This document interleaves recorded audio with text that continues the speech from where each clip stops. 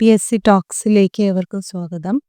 Khader committee റിപ്പോർട്ടിൽ ചോദിക്കാൻ സാധ്യതയുള്ള LPP ഇൻ്റർവ്യൂവിൽ ചോദിക്കാൻ സാധ്യതയുള്ള ഐഡിയകൾ, കണ്ടന്റ് എന്നിവ ഉൾപ്പെടുത്തിക്കൊണ്ടുള്ള രണ്ടാമത്തെ വീഡിയോ ആണ്. ആദ്യത്തെ വീഡിയോയിൽ നമ്മൾ ഓൾറെഡി കണ്ടു, അധ്യാപകൻ എന്ന വ്യക്തി എങ്ങനെയായിരിക്കണം, എന്തായിരിക്കണം മാനദണ്ഡങ്ങൾ, അദ്ദേഹത്തിൻ്റെ വേതനം എങ്ങനെയായിരിക്കണം എന്നുള്ളവയെല്ലാം നിഷ്കർഷിച്ചുകൊണ്ട് ഖാദർ കമ്മിറ്റി എന്തെല്ലാമാണ് റിപ്പോർട്ടിൽ പറഞ്ഞിരിക്കുന്നത് എന്നാണ് ആദ്യത്തെ വീഡിയോയിൽ പങ്കുവച്ചത്.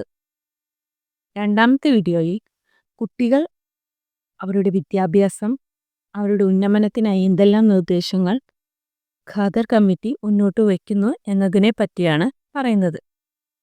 നമ്മൾ ഓൾറെഡി കണ്ടു, മികവിനായുള്ള സ്കൂൾ വിദ്യാഭ്യാസം എന്നതാണ് ഖാദർ കമ്മിറ്റി റിപ്പോർട്ടിൻ്റെ തലക്കെട്ട്. 1 മുതൽ 12 വരെയുള്ള ക്ലാസ്സുകളിൽ 2009 വിദ്യാഭ്യാസ അവകാശ നിയമം മൂലം എന്തെല്ലാം മാറ്റങ്ങൾ നടപ്പാക്കുന്നത് ആവശ്യമാണ് എന്നറിയുന്നതിനാണ് ഗവൺമെൻറ്, സർക്കാർ ഖാദർ കമ്മിറ്റി രൂപീകരിച്ചിരിക്കുന്നത്. ഖാദർ കമ്മിറ്റിയിൽ 3 അംഗങ്ങളാണുള്ളത്. ചെയർമാൻ ഡോക്ടർ MA ഖാദർ, രണ്ടാമത്തെ വ്യക്തി ശ്രീ ജ്യോതി ചൂടൻ, മൂന്നാമത്തേത് ഡോക്ടർ C രാമകൃഷ്ണൻ. വിദ്യാഭ്യാസത്തിൻ്റെ ലക്ഷ്യം എന്താവണം എന്നുള്ളതാണ് ഖാദർ കമ്മിറ്റി തുടർന്ന് പറയുന്നത്. വിദ്യാഭ്യാസത്തിൻ്റെ മുഖ്യ ലക്ഷ്യം എല്ലാ കുട്ടികളിലെയും മികവുകൾ കണ്ടെത്തി വ്യത്യസ്തമായ പഠനാനുഭവങ്ങളിലൂടെ അവ ഏറ്റവും ഉയർന്ന തലത്തിലേക്ക് വികസിപ്പിക്കാൻ ആവശ്യമായ അവസര തുല്യത ഉറപ്പാക്കുക എന്നുള്ളതാണ്. ജനകീയവും ജനാധിപത്യപരവും മതനിരപേക്ഷതുമായ ഒരു വിദ്യാഭ്യാസ സമ്പ്രദായം നമ്മൾ നമ്മുടെ നാട്ടിൽ ഊട്ടിയുറപ്പിക്കണം. വിദ്യാഭ്യാസത്തിൻ്റെ ലക്ഷ്യത്തെക്കുറിച്ച് പലതരത്തിൽ പലർക്കും പല വീക്ഷണങ്ങളുമുണ്ട്. എന്നാൽ അതിൽ കൃത്യമായ നിലപാട് കൈക്കൊള്ളണം. എന്നാൽ മാത്രമേ വിദ്യാഭ്യാസം എന്താണെന്നും എങ്ങനെയാണെന്നും എന്തിനാണെന്നുമുള്ള കാര്യത്തിൽ വ്യക്തതയുണ്ടാവുകയുള്ളൂ. ജനാധിപത്യം, മതനിരപേക്ഷത, സാമൂഹ്യനീതി, അവസര സമത്വം എന്നിവയിൽ ഊന്നിക്കൊണ്ടുള്ള ഒരു വിദ്യാഭ്യാസമായിരിക്കണം നമ്മൾ മുന്നോട്ട് വയ്ക്കുന്നത്. വിദ്യാഭ്യാസത്തിൻ്റെ ലക്ഷ്യം നിർണ്ണയിക്കുമ്പോൾ ഭരണഘടന കാട്ടിത്തന്ന വിശാലമായ പാത പിന്തുടരുക എന്നുള്ളത് ഏറ്റവും പ്രധാനപ്പെട്ട കാര്യമാണ്. രാജ്യത്തിൻ്റെ സ്വാതന്ത്ര്യവും പരമാധികാരവും മതേതരത്വവും എല്ലാം അരക്കിട്ടുറപ്പിക്കാൻ കരുത്തുള്ള ഒരു സമൂഹത്തെയാണ് നാം ലക്ഷ്യം വെക്കേണ്ടത്. അങ്ങനെയുള്ള കുട്ടികളെ വളർത്തിക്കൊണ്ടുവരിക എന്നുള്ളതാണ് അധ്യാപകരുടെ ലക്ഷ്യം. AI പോലെ എല്ലാം വിരൽത്തുമ്പിൽ ലഭിക്കുന്ന ഒരു കാലഘട്ടത്തിലാണ് നാം കുട്ടികളുടെ അടുത്തേക്ക് പോകുന്നത്. അവർക്ക് അറിവ് നൽകാൻ അവർക്ക് ചുറ്റും ആളുകളും സംവിധാനങ്ങളുമുണ്ട്. എന്നാൽ മികച്ച വ്യക്തികളാക്കി വളർത്തുക എന്നുള്ളത് ഒരു അധ്യാപകന് മാത്രം ചെയ്യാൻ കഴിയുന്ന ഒരു കാര്യമാണ്. തൻ്റെ വളർച്ച സമൂഹത്തിൻ്റെ വളർച്ചയ്ക്കും സാമൂഹിക വളർച്ച തൻ്റെ വളർച്ചയ്ക്കും പരസ്പര പൂരകമായി വർത്തിക്കുന്നുവെന്നും അത്തരം ഒരു സമൂഹത്തിൽ മാത്രമേ സ്വയം വളർച്ച നടക്കൂ എന്നുമുള്ള തിരിച്ചറിവ് ഓരോ കുട്ടികൾക്കും ഉണ്ടാക്കി കൊടുക്കേണ്ടത് അധ്യാപകൻ്റെ കടമയാണ്. 2007 കേരള പാഠ്യപദ്ധതി ചട്ടക്കൂടിലെ വിദ്യാഭ്യാസ ലക്ഷ്യങ്ങൾ ഇന്നും പ്രസക്തമാണ്. അവ പൂർണ്ണമായും കൈവരിക്കാൻ ഇപ്പോഴും സാധിച്ചിട്ടില്ല എന്ന് തന്നെയാണ് ഖാദർ കമ്മിറ്റി റിപ്പോർട്ടിൽ പറയുന്നത്. അതുകൊണ്ട് തന്നെ ഈ വിദ്യാഭ്യാസ ലക്ഷ്യങ്ങൾ ജനകീയ സംവാദങ്ങളിലൂടെ പല പ്രമുഖ വ്യക്തികളോടുള്ള ആശയ വിപുലനത്തിലൂടെയെല്ലാം എങ്ങനെയാണ് പുതിയ രീതിയിൽ മാറ്റപ്പെടേണ്ടത് എന്ന് കമ്മിറ്റി അംഗങ്ങൾ ചിന്തിക്കുകയും അതിനെ തുടർന്ന് അവർ രൂപീകരിച്ച കുറച്ച് ആശയങ്ങൾ തുടർന്ന് പങ്കുവയ്ക്കുകയുമാണ് ചെയ്യുന്നത്. 12ാം ക്ലാസ് വരെയുള്ള വിദ്യാഭ്യാസം സാർവത്രികമാക്കുക എന്ന ലക്ഷ്യമാണ് ആദ്യം കേരളത്തിനുണ്ടായിരുന്നത്. എന്നാൽ നാം അത് നേടിക്കഴിഞ്ഞു. ഇനി എല്ലാ വിദ്യാർത്ഥികളും നമ്മുടെ കേരള സംസ്ഥാനത്തിൽ വിദ്യാഭ്യാസം നേടാനുള്ള എല്ലാ സാഹചര്യങ്ങളും ഒരുക്കിക്കൊണ്ടാണ് നാം ഇപ്പോൾ നിൽക്കുന്നത്. എന്നാൽ ഓരോ കുട്ടിയുടെയും സമഗ്ര വികാസം ലക്ഷ്യമാക്കുക എന്നുള്ളതാണ് ഇപ്പോൾ നമുക്കുള്ള പ്രായോഗികമായ ഒരു കടമ്പ. നമ്മുടേതുപോലുള്ള ഒരു ബഹുസ്വര സമൂഹത്തിൽ വൈവിധ്യം സ്വാഭാവികമാണ്. ഈ വൈവിധ്യത്തിന്റെ തനിമ അംഗീകരിച്ചും പോഷിപ്പിച്ചും ഒരു സമ്മിളിത വിദ്യാഭ്യാസ പ്രക്രിയ ഉറപ്പുവരുത്തേണ്ടതുണ്ട്. അതുകൊണ്ട് തന്നെ സാമൂഹികമായി വെല്ലുവിളി അനുഭവിക്കുന്ന കുട്ടികളും പ്രത്യേക പരിഗണനയർഹിക്കുന്ന കുട്ടികളെയും ഉൾപ്പെടുത്തിക്കൊണ്ടുള്ള ഒരു വിദ്യാഭ്യാസമാകണം നമ്മൾ മുന്നോട്ട് വയ്ക്കേണ്ടത്. അതോടൊപ്പം തന്നെ നാം കൂട്ടിച്ചേർക്കേണ്ട ഒരുപാട് വിഭാഗങ്ങളുണ്ട്.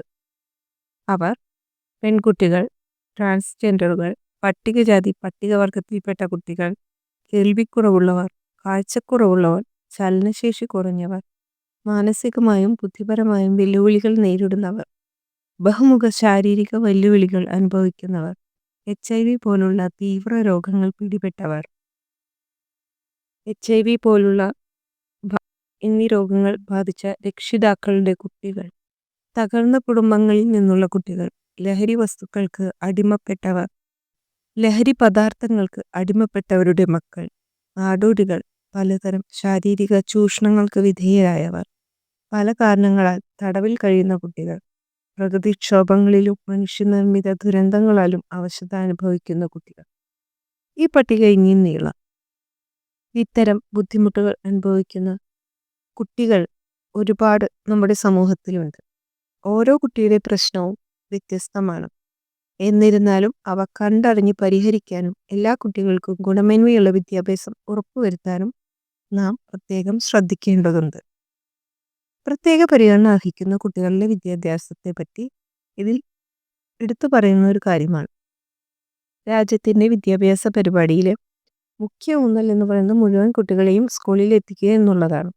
കേരളത്തിൽ അങ്ങനെയൊരു ലക്ഷ്യം നമുക്കിനി നേടാനില്ല. കാരണം ഈ ലക്ഷ്യം നമ്മൾ പൂർണ്ണമായി നേടിക്കഴിഞ്ഞതാണ്. എന്നാൽ മാനസികവും ശാരീരികവുമായ പ്രശ്നങ്ങളോ പരിമിതികളോ അനുഭവിക്കുന്ന എല്ലാ വിഭാഗം കുട്ടികളെയും സ്കൂളിൽ എത്തിക്കുക എന്നുള്ളത് നമ്മുടെ കടമയാണ്. ഇതിൻ്റെ ഭാഗമായി പ്രത്യേക പരിഗണന അർഹിക്കുന്ന കുട്ടികളെ പൊതുവിദ്യാഭ്യാസത്തിൽ എത്തിക്കാൻ ഉൾപ്പെടുത്തിയുള്ള വിദ്യാഭ്യാസം അഥവാ ഇൻക്ലൂസീവ് എഡ്യൂക്കേഷൻ നടപ്പാക്കേണ്ടതുണ്ട്. നമ്മളിപ്പോൾ നടപ്പാക്കിക്കൊണ്ടിരിക്കുന്ന ഒന്നാണ് ഇൻക്ലൂസീവ് എഡ്യൂക്കേഷൻ. അതിന് ഇമ്പോർട്ടൻസ് കൊടുക്കണം എന്ന് തന്നെയാണ് ഖാദർ കമ്മിറ്റി റിപ്പോർട്ട് ആവശ്യപ്പെടുന്നത്. കേരള സംസ്ഥാനം രൂപീകരിച്ച ശേഷം നമ്മുടെ സംസ്ഥാനത്ത് നടന്നിട്ടുള്ള പ്രധാനപ്പെട്ട മാറ്റങ്ങളെ പറ്റിയാണ് തുടർന്ന് പറയുന്നത്. 12ാം ക്ലാസ് വരെ സാർവത്രികവും സൗജന്യവുമായ വിദ്യാഭ്യാസം ഉറപ്പാക്കി. ഇതിൻ്റെ ഭാഗമായി എല്ലാ വിധത്തിലുള്ള ട്യൂഷൻ ഫീസുകളും ഘട്ടം ഘട്ടമായി നിർത്തലാക്കി. പാഠപുസ്തകങ്ങൾ 8ാം ക്ലാസ് വരെ സൗജന്യമാക്കി. അതിനുശേഷം കുട്ടികൾക്ക് പാഠപുസ്തകങ്ങൾ കുറഞ്ഞ വിലയ്ക്ക് ലഭ്യമാക്കി. 8ാം ക്ലാസ് വരെ സൗജന്യവും പോഷകസമൃദ്ധവുമായ ഉച്ചഭക്ഷണം ഏർപ്പെടുത്തി. കുട്ടികൾക്ക് യാത്രാ സൗജന്യം നൽകി. സെക്കൻഡറി വിദ്യാഭ്യാസം സാർവത്രികമാക്കുന്നതിൻ്റെ ആദ്യപടി എന്ന നിലയിൽ എല്ലാ പഞ്ചായത്തിലും 10ാം ക്ലാസ് വരെയുള്ള പഠന സൗകര്യം നടപ്പാക്കി. നിശ്ചിത ഇടവേളകളിൽ പാഠ്യപദ്ധതികൾ പരിഷ്കരിച്ചുകൊണ്ടിരിക്കുന്നു. മൂല്യനിർണ്ണയ രംഗത്ത് പരിവർത്തനങ്ങൾ വരുത്തി. 2005 മുതൽ ഗ്രേഡിംഗ് സിസ്റ്റം കൊണ്ടുവന്നത് ഇതിൽ പ്രാധാന്യമർഹിക്കുന്ന ഒന്നാണ്. തൊഴിൽ വിദ്യാഭ്യാസം, സാങ്കേതിക വിദ്യാഭ്യാസം എന്നിവ സ്കൂൾ വിദ്യാഭ്യാസത്തിൻ്റെ ഭാഗമായി. VHSC സ്കൂൾ വിദ്യാഭ്യാസത്തിൽ വളരെയധികം മാറ്റങ്ങൾ കൊണ്ടുവന്ന ഒന്നാണ്. ഹയർ സെക്കൻഡറി സ്കൂളിൻ്റെ ഭാഗമായി പ്രീ ഡിഗ്രി കോഴ്സ് പൂർണ്ണമായി വേർപ്പെടുത്തി. IT സാധ്യതകൾ പാഠ്യപദ്ധതിയിൽ ഉൾച്ചേർത്തു. 2003 മുതൽ IT പാഠഭാഗത്തിനോടൊപ്പം ഉൾച്ചേർക്കുകയും 2005 മുതൽ ഒരു വിഷയമായി തന്നെ ഉൾപ്പെടുത്തുകയും ചെയ്തത് നമുക്കറിയാവുന്ന കാര്യമാണ്. സ്കൂൾ വിദ്യാഭ്യാസത്തിൻ്റെ വിവിധ തലങ്ങൾ കൈകാര്യം ചെയ്യുന്നതിന് SCERT, DIET, CMAT, SITE എന്നീ സ്ഥാപനങ്ങളും സാങ്കേതിക വിദ്യാ സാധ്യതകൾ കാര്യക്ഷമമായി പ്രയോജനപ്പെടുത്തുന്നതിന് ITET സ്കൂളും ഇന്ന് കൈറ്റ് എന്നറിയപ്പെടുന്നു ഇവ സ്ഥാപിച്ചു. നൂതന സാങ്കേതിക വിദ്യകൾ പ്രയോജനപ്പെടുത്തി EduSat, വിക്ടേഴ്സ് എന്നീ ചാനലുകൾ ആരംഭിച്ചു. സാങ്കേതിക വിദ്യാഭ്യാസ സൗഹൃദ ക്ലാസുകളിൽ പഠനബോധന പ്രവർത്തനങ്ങൾക്ക് സഹായമാകും വിധം സമഗ്ര വിഭവ പോർട്ടൽ സജ്ജമാക്കി. നവകേരളം കർമ്മ പദ്ധതിയുടെ ഭാഗമായി പൊതുവിദ്യാഭ്യാസ സംരക്ഷണ യജ്ഞം ആരംഭിച്ചു. ഇതെല്ലാമാണ് കേരള സംസ്ഥാന രൂപീകരണ ശേഷം നടന്ന നമ്മുടെ കേരളത്തിൽ മാറ്റമായ മാറ്റ വളരെ പ്രകടമായ മാറ്റങ്ങൾക്ക് കാരണമായ കുറച്ച് സംഭവങ്ങൾ. ഇനി കുറച്ച് ശുപാർശകളാണ്. ഖാദർ കമ്മിറ്റി റിപ്പോർട്ട് ഇനി എന്തെല്ലാം മാറ്റങ്ങളാണ് നമ്മുടെ കേരള സംസ്ഥാനത്തിൽ വിദ്യാഭ്യാസത്തിൽ കൊണ്ടുവരേണ്ടത് എന്നുള്ള ശുപാർശകൾ മുന്നോട്ട് വയ്ക്കുകയുണ്ടായി. ഈ ശുപാർശകളിൽ ഏറ്റവും പ്രധാനപ്പെട്ടത് സ്കൂളിൽ എത്തിച്ചേരുന്ന മുഴുവൻ കുട്ടികൾക്കും പഠിക്കാനും വികസിക്കാനുമുള്ള തുല്യ അവസരങ്ങൾ ലഭ്യമാക്കുന്നതിനും ജനാധിപത്യം, മതനിരപേക്ഷത, സഹകരണം, സഹവർത്തിത്വം, അനുതാപം, ലിംഗാവബോധം, പാരിസ്ഥിതിക അവബോധം തുടങ്ങി ഭരണഘടനാ മൂല്യങ്ങളെല്ലാം ഉളവാക്കുന്നതുമായ ഒരു വിദ്യാഭ്യാസ അന്തരീക്ഷം കുട്ടികൾക്കായി ഉണ്ടാക്കുക. ഇത്തരമൊരു അന്തരീക്ഷം സൃഷ്ടിക്കുന്നതിനും എല്ലാ കുട്ടികൾക്കും ഏറ്റവും മികച്ച പഠനാനുഭവങ്ങൾ ലഭിക്കുന്നതിനും സാമൂഹ്യനീതിയിലും അവസര സമത്വത്തിലും അധിഷ്ഠിതമായതും കേരളത്തിൻ്റെ സവിശേഷമായ ആവശ്യകതകൾ പരിഗണിച്ചതുകൊണ്ടുള്ളതുമായ ഒരു സ്കൂൾ വിദ്യാഭ്യാസം രൂപപ്പെടേണ്ടത് അത്യാവശ്യമാണ്. അതിനാൽ ഇപ്പോൾ നിലനിൽക്കുന്ന വിദ്യാഭ്യാസ ഘടനയടക്കമുള്ള വിവിധ ഘടകങ്ങൾ പരിവർത്തനത്തിന് വിധേയമാകേണ്ടതുണ്ട്. ഇപ്പോൾ നിലനിൽക്കുന്നത് മോശമാണ് എന്നല്ല, എന്നാലും അതിൽ ഒരുപാട് മാറ്റങ്ങളും പൊളിച്ചുപണികളും ആവശ്യമുണ്ട് എന്നും ഏതെല്ലാം വിഭാഗങ്ങളിലാണ് ഈ പൊളിച്ചുപണികൾ ആവശ്യമുള്ളത് എന്നും ഖാദർ കമ്മിറ്റി റിപ്പോർട്ട് പ്രകാരം പറയുന്നുണ്ട്. അതിലേറ്റവും പ്രധാനപ്പെട്ട ഒന്നാമത്തേത് പ്രീ സ്കൂളാണ്. ഇന്ന് അണുകുടുംബങ്ങളിൽ നിന്നാണ് കുട്ടികൾ ഏവരും വരുന്നത്. അതുകൊണ്ട് തന്നെ നമ്മുടെ കുട്ടികളുടെ സാമൂഹിക തലം വികസിക്കണമെങ്കിൽ പ്രീ സ്കൂൾ അനുഭവങ്ങൾ അത്യാവശ്യമാണ്.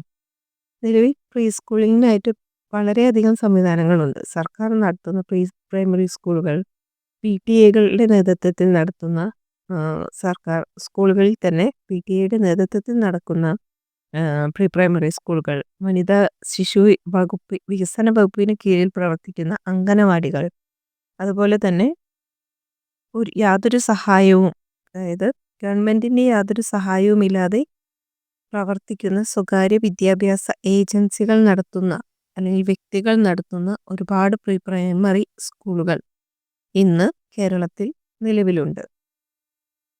വിദ്യാഭ്യാസ അവകാശ നിയമത്തിലെ 3-ാം അധ്യായം വകുപ്പ് 11 പ്രകാരം 3 വയസ്സിന് മുകളിലുള്ള കുട്ടികൾക്ക് സൗജന്യ പ്രീ പ്രൈമറി വിദ്യാഭ്യാസം നൽകണമെന്ന് നിർദ്ദേശിക്കുന്നുണ്ട്.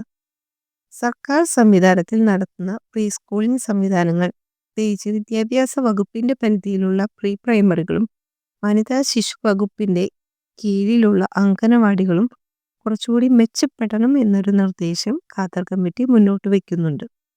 അതുമാത്രമല്ല, എല്ലാ കുട്ടികൾക്കും അവരുടെ വീടിൻ്റെ തൊട്ടടുത്ത് തന്നെ ഇത്തരം ഒരു സൗകര്യം ലഭ്യമാക്കാനുള്ള നിർദ്ദേശം കൂടി മുന്നോട്ട് വയ്ക്കുന്നുണ്ട്. പല മികച്ച പ്രീ പ്രൈമറി സ്കൂളുകളും ഒരുപാട് അകലത്തിലാണ് സ്ഥിതി ചെയ്യുന്നത് എന്നുള്ളത് ഇതിനൊരു പോരായ്മയാണ്. നമ്മുടെ അംഗനവാടികൾ മികച്ച നിലവാരത്തിലേക്ക് ഉയരുകയാണെങ്കിൽ എല്ലാ കുട്ടികൾക്കും, പ്രത്യേകിച്ച് ഈ അണുകുടുംബങ്ങളിൽ നിന്ന് വരുന്ന കുട്ടികൾക്ക് മികച്ച ഒരു സാമൂഹിക തലം വികസിക്കുന്നതിന് ഈ അംഗനവാടികൾ ഹെൽപ്പ് ചെയ്യും. 3 വയസ്സ് മുതൽ സ്കൂൾ പ്രവേശന പ്രായം വരെ കുട്ടികൾക്ക് പ്രീ പ്രൈമറി സ്കൂളിൽ പോകാനുള്ള ഒരു സൗകര്യം ഉണ്ടായിരിക്കണം. പ്രീ സ്കൂളിംഗ് പ്രായം എന്ന് പറയുന്നത് കുട്ടികളുടെ വളർച്ചയും വികാസവുമായിട്ട് ഏറെ ബന്ധപ്പെട്ടതാണ്. അതുകൊണ്ട് ഈ സമയത്ത് കുട്ടിയുടെ ചിന്താ പ്രക്രിയയെ ഉത്തേജിപ്പിക്കുന്നതിനും പരിപോഷിക്കുന്നതിനുമെല്ലാം തന്നെ ഒരുപാട് നമുക്ക് പ്രീ സ്കൂളിംഗ് അഥവാ പ്രീ പ്രൈമറി സ്കൂൾ സഹായിക്കുന്നതാണ്. ഈ പ്രായത്തിൽ കുട്ടികൾക്ക് നൽകുന്ന പഠനാനുഭവങ്ങളും ശാസ്ത്രീയമാകണം. കുട്ടികളുടെ സൂക്ഷ്മപേശി വികാസത്തിനും തലച്ചോറിൻ്റെ വികാസത്തിനും സഹായമാകും വിധം വ്യത്യസ്തമായ ഇന്ദ്രിയാനുഭവങ്ങൾ ലഭ്യമാകുന്നതിന് കളികളിലൂടെയും വ്യത്യസ്തമായ പഠനാനുഭവങ്ങളിലൂടെയും കുട്ടികൾക്ക് മികച്ച ഒരു ആക്ടിവിറ്റി ബേസ്ഡ് ആയിട്ടുള്ള പ്രവർത്തനങ്ങൾ ലഭ്യമാകേണ്ടതുണ്ട്. ശാസ്ത്രീയമായതും മികച്ചതുമായ പഠനാനുഭവങ്ങൾ ഒരുക്കണമെങ്കിൽ പ്രീ സ്കൂൾ പ്രവർത്തകർ അല്ലെങ്കിൽ അധ്യാപകർ നല്ല പരിശീലനം നേടിയവരായിരിക്കണം. അംഗീകാരമില്ലാത്ത നിരവധി പ്രീ സ്കൂളുകൾ, അധ്യാപക പരിശീലന കേന്ദ്രങ്ങൾ ഇപ്പോൾ നമ്മുടെ നാട്ടിൽ നിലവിലുണ്ട്. ഇവ കണ്ടെത്തുകയും അതിനാവശ്യമായ ഉചിതമായ നടപടികൾ കൈക്കൊള്ളുകയും വേണം. പ്രീ സ്കൂളിന്റെ ഘടന ശാസ്ത്രീയമാണ് എന്ന് ഉറപ്പിക്കാൻ കൃത്യമായ വ്യവസ്ഥകൾ ഉണ്ടാകണം. ഇതിനായി ഒരു നയവും നിയമവും രൂപീകരിക്കുകയും നടപ്പാക്കുകയും വേണം. ഖാദർ കമ്മിറ്റി റിപ്പോർട്ട് പ്രകാരം പ്രാധാന്യമർഹിക്കുന്ന അടുത്ത മേഖലയാണ് കായിക വിദ്യാഭ്യാസം എന്നത്. ചെറുപ്രായത്തിൽ തന്നെ ജീവിതശൈലി രോഗങ്ങൾ ഉൾപ്പെടെ മറ്റു പല രോഗങ്ങളും കൈപ്പിടിയിലൊതുക്കിയ കുട്ടികളാണ് ഇന്ന് നമ്മുടെ സമൂഹത്തിലുള്ളത്.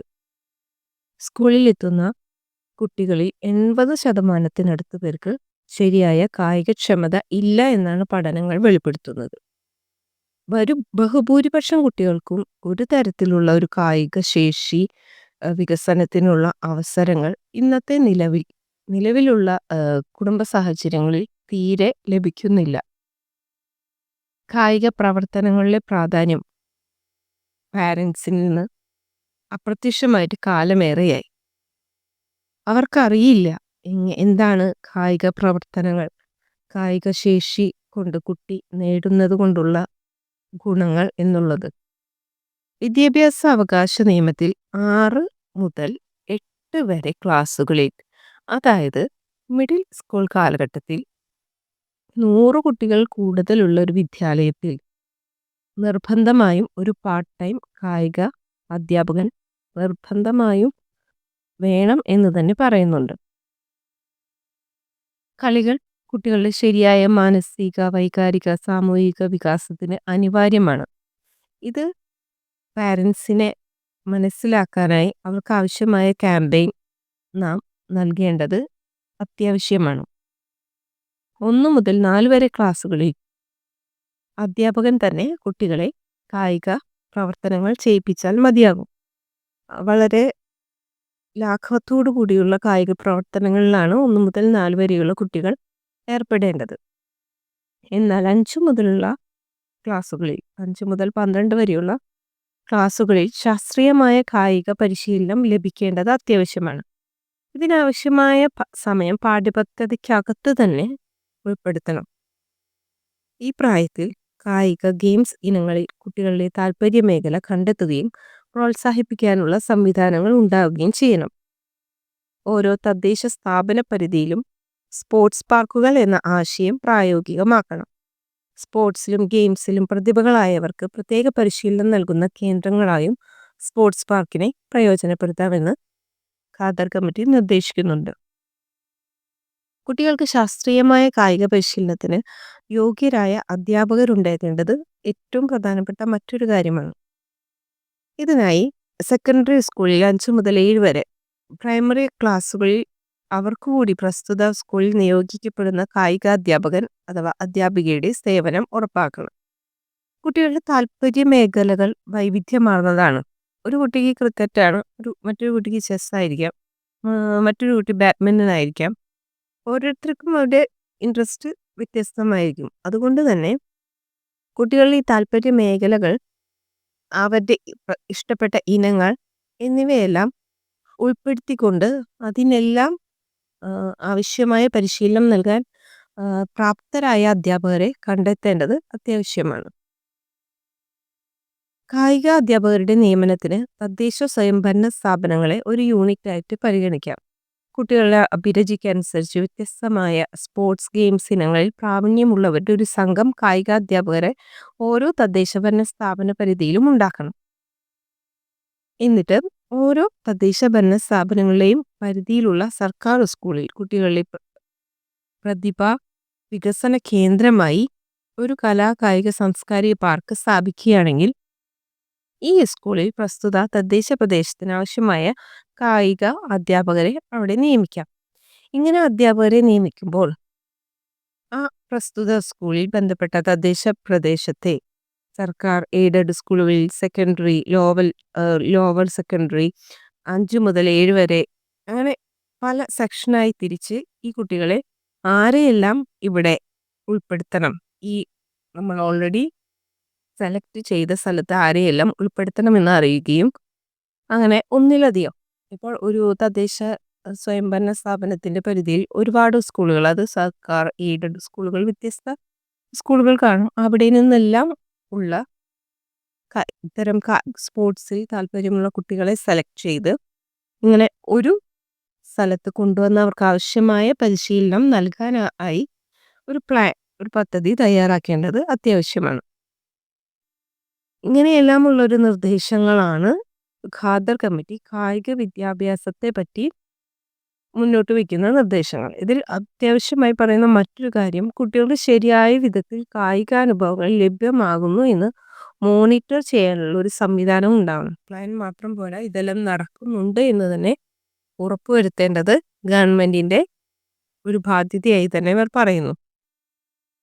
കായിക വിദ്യാഭ്യാസം പോലെ തന്നെ മറ്റൊരു പ്രധാനപ്പെട്ട മേഖലയാണ് കലാവിദ്യാഭ്യാസം. കലാവിദ്യാഭ്യാസം എന്നത് കുട്ടികളുടെ നൈസർഗികമായ പ്രതിഭ കണ്ടെത്താനും പരിപോഷിക്കാനും സ്കൂൾ വിദ്യാഭ്യാസ കാലഘട്ടത്തിൽ തന്നെ കഴിയുവാനായി കലയിലും മറ്റുമുള്ള കഴിവുകൾ പാഠ്യേതരം എന്നെല്ലാം നമ്മൾ വിശേഷിപ്പിക്കുന്നുണ്ട് എങ്കിൽ പോലും പാഠ്യേതരം എന്നൊന്നില്ല. എല്ലാം പാഠ്യപ്രവർത്തനങ്ങൾ തന്നെയാണ് എന്ന് അധ്യാപകർ തിരിച്ചറിയണം. കുട്ടികൾ പലവിധ കഴിവുള്ളവരാണ്. ബഹുമുഖ ബുദ്ധിയെക്കുറിച്ച് നമ്മൾ ഓൾറെഡി പഠിച്ചിട്ടുണ്ട്. അങ്ങനെ ബഹുമുഖ ബുദ്ധിക്ക് അനുസരിച്ച് താല്പര്യമുള്ള മേഖലകളും സർഗശേഷികളും പ്രതിഭകളും അവരെല്ലാം തന്നെ വ്യത്യസ്തമായിരിക്കും. അതിനാൽ ഇതെല്ലാം അംഗീകരിക്കേണ്ടത് ഈ സ്കൂൾ വിദ്യാഭ്യാസ കാലഘട്ടത്തിന്റെ കടമയാണ്. ഇത്തരമൊരു നിലപാട് കൈക്കൊള്ളാൻ നാളിതുവരെ വേണ്ടത്ര കഴിഞ്ഞിട്ടില്ല. വിദ്യാഭ്യാസം എന്ന് പറഞ്ഞാൽ പഠനം മാത്രമായി ഒതുങ്ങി പോകുന്ന അവസ്ഥ ഇപ്പോഴുമുണ്ട്. വിദ്യാഭ്യാസ അവകാശ നിയമത്തിൽ മിഡിൽ സ്കൂൾ കാലഘട്ടത്തിൽ 100 കുട്ടികളിൽ കൂടുതൽ ഒരു വിദ്യാലയത്തിലുണ്ടെങ്കിൽ കലാവിദ്യാഭ്യാസത്തിന് പാർട്ട് ടൈം അധ്യാപകരുടെ സേവനം കുട്ടികൾക്ക് ലഭ്യമാകണമെന്ന് നിഷ്കർഷിക്കുന്നുണ്ട്. അതുകൊണ്ട് കലാരംഗത്ത് കുട്ടികളുടെ കഴിവുകൾ പ്രോത്സാഹിപ്പിക്കാൻ എന്തെല്ലാം ചെയ്യണമെന്നുള്ള നിർദ്ദേശങ്ങൾ ഖാദർ കമ്മിറ്റി പറയുന്നുണ്ട്. നമ്മൾ കായിക വിദ്യാഭ്യാസത്തിന് പറഞ്ഞതുപോലെ തന്നെ 100 കുട്ടികളിൽ കൂടുതലുള്ള വിദ്യാലയങ്ങളിൽ പാർട്ട് ടൈമായി ഒരു കലാ അധ്യാപകൻ നിർബന്ധമായും ഉണ്ടായിരിക്കേണ്ടതാണ്. കുട്ടികളുടെ ശരിയായ ശാരീരിക, മാനസിക, വൈകാരികമായ വളർച്ചയ്ക്ക് കലാവിദ്യാഭ്യാസം നിർബന്ധമാണ്. ഇതിനാവശ്യമായ അറിയിപ്പുകൾ വിദ്യാഭ്യാസത്തിന്റെ ഭാഗമാണ്, സ്കൂളിന്റെ ഭാഗമാണെന്ന് രക്ഷാകർത്താക്കളെ അറിയിക്കുക എന്നത് ടീച്ചേഴ്സിന്റെ ഡ്യൂട്ടിയാണ്. 1 മുതൽ 4 വരെ ചെറിയ ചെറിയ ആക്ടിവിറ്റീസ് അത് ടീച്ചേഴ്സ് മാനേജ് ചെയ്യണം എന്ന് തന്നെയാണ് ഖാദർ കമ്മിറ്റി പറയുന്നത്. എന്നാൽ 5 മുതൽ തുടർന്ന് അങ്ങോട്ട് കലാവിദ്യാഭ്യാസം എന്നത് ഒരു പ്രത്യേക അധ്യാപകന്റെ കീഴിലായിരിക്കണം. ഇതെല്ലാം തന്നെ കായിക വിദ്യാഭ്യാസത്തിന് പറഞ്ഞ അതേ ഒരു പാറ്റേൺ തന്നെയാണ് ഇവിടെയും ഫോളോ ചെയ്തിരിക്കുന്നത്. തദ്ദേശ സ്ഥാപന പരിധികളുടെ കീഴിൽ തൊട്ടടുത്തുള്ള ഒരുപാട് വിദ്യാലയങ്ങൾ ഒന്നിച്ച് ചേർത്തുകൊണ്ട് അവർക്കെല്ലാമായി വ്യത്യസ്ത അഭിരുചികളിലുള്ള കുട്ടികൾക്ക് അവരുടെ താല്പര്യങ്ങൾക്കനുസരിച്ചുള്ള കലാവിദ്യാഭ്യാസം ലഭ്യമാക്കുന്നതിനായി അധ്യാപകരെ നിയമിക്കുകയും വ്യത്യസ്ത സ്കൂളുകളിൽ നിന്നുള്ള ഒരേ ഇൻട്രസ്റ്റ് ഉള്ള കുട്ടികളെ ഒരുമിച്ച് കൊണ്ടുവരികയും സർക്കാർ വിദ്യാലയങ്ങളിൽ അവർക്ക് പരിശീലനം നൽകാനുള്ള ഒരു അവസരം ഉണ്ടാക്കി കൊടുക്കുകയും ചെയ്യണം എന്ന് തന്നെയാണ് ഇവിടെ പറയുന്നത്. ഇതുപോലെ തന്നെ അവസാനം പറയുന്നുണ്ട്, ശരിയായ കലാനുഭവങ്ങൾ ലഭ്യമാകുന്നു എന്ന് മോണിറ്റർ ചെയ്യാനുള്ള ഒരു സംവിധാനവും നമുക്കുണ്ടായിരിക്കണം. തുടർന്ന് മൂന്നാമതായി ഏറ്റവും ഇമ്പോർട്ടൻ്റ് ആയി പറയുന്ന മൂന്നാമത്തെ കാര്യം എന്ന് പറയുന്നത് തൊഴിൽ വിദ്യാഭ്യാസം എന്നതാണ്. തൊഴിൽ വിദ്യാഭ്യാസത്തിന് ഏറെ പ്രാമുഖ്യം ലഭിക്കുന്ന അവസരമാണിത്. കുട്ടികളുടെ തൊഴിൽ അഭിരുചി വളർത്താനും വികസിപ്പിക്കാനുമുള്ള അനുഭവങ്ങൾ സ്കൂൾ വിദ്യാഭ്യാസത്തിന്റെ പ്രാരംഭഘട്ടത്തിൽ തന്നെ ലഭ്യമാക്കണം. തൊഴിൽ വിദ്യാഭ്യാസത്തിന് ഏറെ പ്രാമുഖ്യം ലഭിക്കുന്ന അവസരമാണിത്. കുട്ടികളുടെ തൊഴിൽ അഭിരുചി വളർത്താനും വികസിപ്പിക്കാനുമുള്ള അനുഭവങ്ങൾ സ്കൂൾ വിദ്യാഭ്യാസത്തിന്റെ തുടക്കത്തിൽ തന്നെ ലഭ്യമാക്കണം. മുൻപ് പറഞ്ഞതുപോലെ വിദ്യാഭ്യാസ അവകാശ നിയമത്തിൽ 6 മുതൽ 8 വരെ ക്ലാസ്സുകളിൽ, മറ്റുള്ളവയിൽ നിന്ന് വ്യത്യസ്തമായി 6 മുതൽ 8 വരെ ക്ലാസ്സുകളിലാണ് 100 കുട്ടികളിൽ കൂടുതലുള്ള ഒരു വിദ്യാലയത്തിൽ ഉണ്ടെങ്കിൽ തൊഴിൽ വിദ്യാഭ്യാസത്തിന് ഒരു പാർട്ട് ടൈം അധ്യാപകന്റെ സേവനം ലഭ്യമാക്കണമെന്ന് പറയുന്നുണ്ട്. 9ാം ക്ലാസ്സോടെ നാഷണൽ സ്കിൽ ക്വാളിഫയിങ് ഫ്രെയിംവർക്ക് നിലവിൽ വരുന്ന സാഹചര്യത്തിൽ തൊഴിൽ പഠനം സ്കൂൾ വിദ്യാഭ്യാസത്തിന്റെ സ്വാഭാവിക ഭാഗമായി തീരും. അതിനാൽ തന്നെ 5 മുതൽ 8 വരെ 6 മുതൽ 8 വരെയുള്ള ക്ലാസ്സുകളിൽ 100 കുട്ടികളിൽ കൂടുതലുണ്ടെങ്കിലാണ് ഇങ്ങനെ തൊഴിൽ അബ് പരിശീലിക്കാനായി അധ്യാപകന്റെ ആവശ്യമുള്ളത്. തുടർന്ന് പറയുന്നത് അതിജീവനത്തിന്റെ ഭാഗമായി ഉപജീവനത്തിനായി ആത്മവിശ്വാസത്തോടെ തൊഴിൽ സംരംഭങ്ങളിൽ ഇടപെടാനുള്ള ശേഷി മുഴുവൻ കുട്ടികൾക്കും ആവശ്യമാണ്. അതിനാൽ തൊഴിലിനെ പറ്റിയും അതിന്റെ പ്രാധാന്യത്തെ പറ്റിയും ശരിയായ അവബോധം കുട്ടികളിലും രക്ഷിതാക്കളിലും സമൂഹത്തിലും ഉണ്ടാക്കാൻ ആവശ്യമായ പ്രവർത്തനങ്ങൾ അധ്യാപകർ ചെയ്യേണ്ടതാണ്. ഇതിലും മുൻപ് പറഞ്ഞതുപോലെ 1 മുതൽ 4 വരെ ക്ലാസ്സുകളിൽ പ്രൈമറി അധ്യാപകർ തന്നെ കൈകാര്യം ചെയ്താൽ മതിയാകും. എന്നാൽ തുടർന്നുള്ള ക്ലാസ്സുകളിൽ ശാസ്ത്രീയമായ തൊഴിൽ പഠനത്തിനുള്ള അവസരങ്ങൾ ലഭ്യമാക്കേണ്ടതുണ്ട്. ഈ പ്രായഘട്ടത്തിൽ തൊഴിൽ മേഖലയിലെ വൈവിധ്യമാർന്ന സാധ്യതകൾ പരിചയപ്പെടാനും നല്ല അനുഭവങ്ങൾ നേരിൽ കാണാനും അത് ചെയ്ത് മനസ്സിലാക്കാനും കഴിയണം.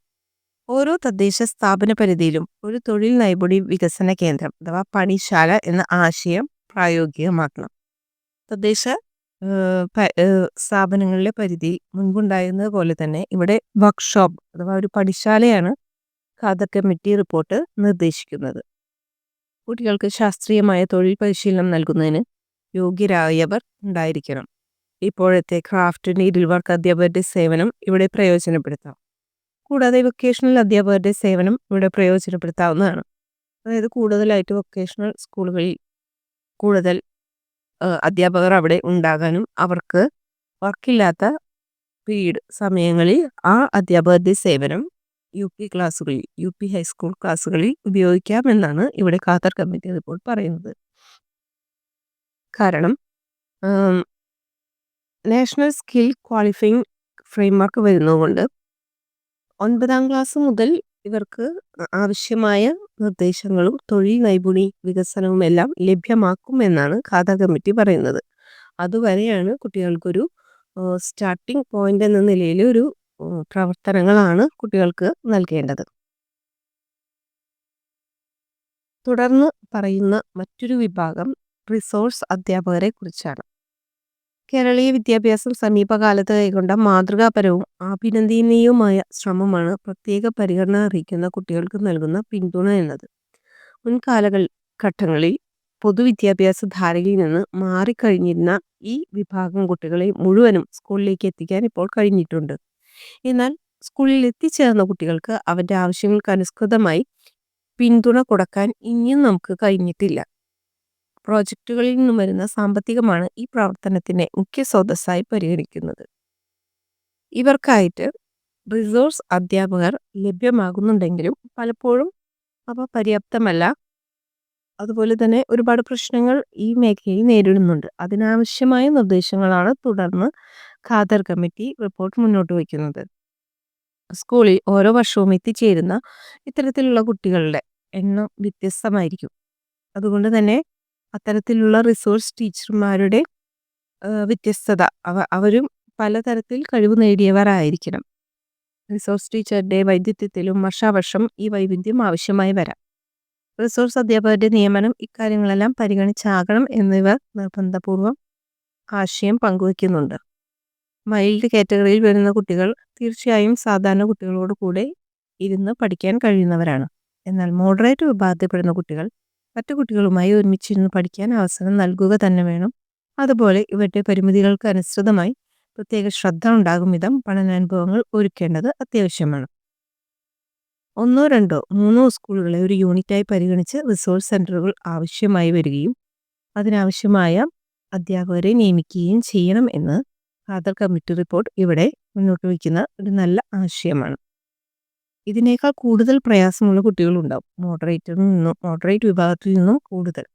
അവർക്ക് സാധിക്കുമെങ്കിൽ സാധാരണ സ്കൂളുകളിൽ അവസരം നൽകുകയും ഇല്ലെങ്കിൽ അവർക്ക് ആവശ്യമായ തൊട്ടടുത്ത അവരെ പരിചരിക്കുന്ന സ്ഥാപനങ്ങളിലും അവരെ ചേർക്കേണ്ടത് അത്യാവശ്യമാണ്. അവിടെ അത്യാവശ്യത്തിനുള്ള ആ ശാസ്ത്രീയമായ മാനദണ്ഡങ്ങൾക്കനുസരിച്ചുള്ള റിസോഴ്സ് അധ്യാപകർ ഉണ്ടായിരിക്കണം എന്നുള്ളതും ഖാദർ കമ്മിറ്റി നിർദ്ദേശിക്കുന്ന പ്രധാന കാര്യമാണ്. ഇതെല്ലാം നമ്മൾ ഖാദർ കമ്മിറ്റി പ്രത്യേകമായും നിർദ്ദേശിക്കുന്ന കാര്യങ്ങൾ ഇവയെല്ലാം നമ്മുടെ LP-UP ഇൻ്റർവ്യൂവിൽ ചോദിക്കാൻ സാധ്യതയുള്ള കാര്യങ്ങളാണ്. തീർച്ചയായും നിങ്ങളുടെ ശ്രദ്ധയിൽ ഇതെല്ലാം തന്നെ ഉൾപ്പെടുക. ആവശ്യമുള്ള പോയിന്റുകൾ എഴുതി വയ്ക്കുക. നന്ദി.